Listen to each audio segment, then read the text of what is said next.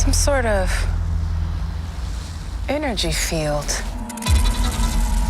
One thing that feels so uncanny to me about how this show has been working is how it really is connecting with our current pandemic moment. It's been pretty bizarre. When we first started the show and the concept and pre-pro and most of the filming, it was pre-pandemic. So it definitely wasn't with that in mind, but the way they've sort of lined up the synergy between the two storylines has been pretty incredible to watch. One of the things that I picked up with the show is the way that the show acknowledges how Black women have been sidelined and marginalized in American television. Like how director Hayward keeps disregarding Monica's insights and keeping information from her. And there's the whole line about, are you the sassy best friend?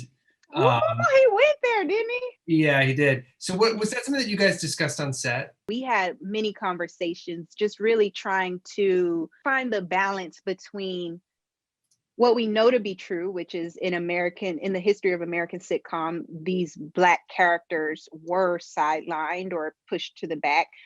And then also in this world, that's not necessarily the case, but we're still paying homage to a structure and a system that it was. So finding the balancing act for that. And then even with myself in performance, what did I pull from? What was my inspiration? Because there is an aspect of it that I did have to lean into in order to keep it true to the time period. But what I love is that we have gotten to see the evolution of where Black women have lived in these spaces. And so she goes from this sort of sideline space to really taking charge with modern day Monica, taking charge and trying to lead this investigation in a way that is empathetic and with compassion and with understanding, realizing that Wanda is grieving and Monica dealing with her own grief of having lost her mother while Monica was blipped away. I think this is her way of unpacking her own grief and trauma by trying to help Wanda through hers. Wanda, you know I am an ally.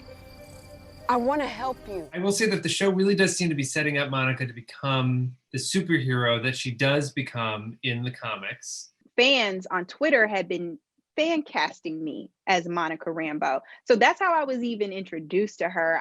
They were like, oh, you would be awesome. And I'm like, who is this? This is way pre-Captain Marvel. I looked her up and then just very casually like, oh, she's pretty cool. She'll never see the light of day. Moving on. So that was really my introduction to her, maybe like 5 or 6 years ago when fans started doing that. And so when she showed up in Captain Marvel as a young girl, I was like, oh, okay. But again, you don't expect that. I didn't expect that she would become a full-grown woman and character in the MCU. So it was a pleasant surprise to learn that not only would I be able to tell this woman's story, but that the world would be able to see another Black female superhero in the MCU. Monica would be, as you pointed out, she would be one of the very first human Black women to become a major superhero. Obviously, that thinking was that was part of your thinking. I know this is tricky because you don't want to spoil anything. You could see my feet right now. Okay, I'm listening.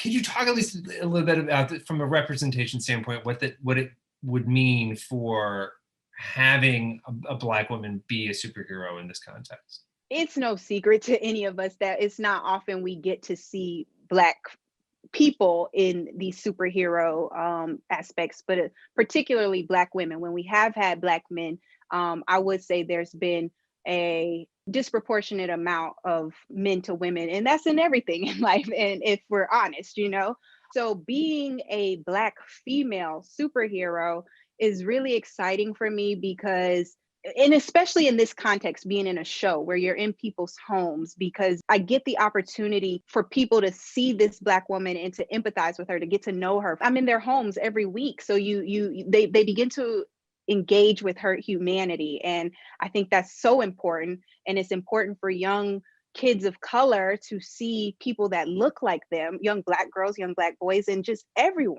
And speaking of milestones, Nita Costa will be directing you in Captain Marvel 2. Did you talk Yes. and she directed you in Candyman, obviously. Did you talk at all while she was in the running for the job? I've talked to Nia since Candyman, so yes. I don't know. I've just talked to her all the time, so it's not like about like she's thing. you're in a Marvel project, she's going up for a Marvel project. Did she sort of say, hey, I'm doing this, can you No, she did not say that to me. No. Okay.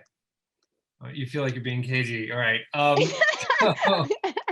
trying to just, no, she did not say that to me. She didn't. Okay. I get what you're saying. And I'm sure, because obviously you pay attention to what people are saying on the internet. There's been a lot of speculation that the friend that Monica is going to go see might be Reed Richards, who becomes Mr. Fantastic. On a scale of not happening to I'm going to be silent and my silence will confirm your anticipation is warranted, what should we expect?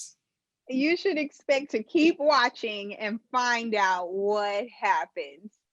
Okay, that wasn't silent and it wasn't the other one. So I'm not even looking at you right now. That's how much I'm trying not to get into it with you.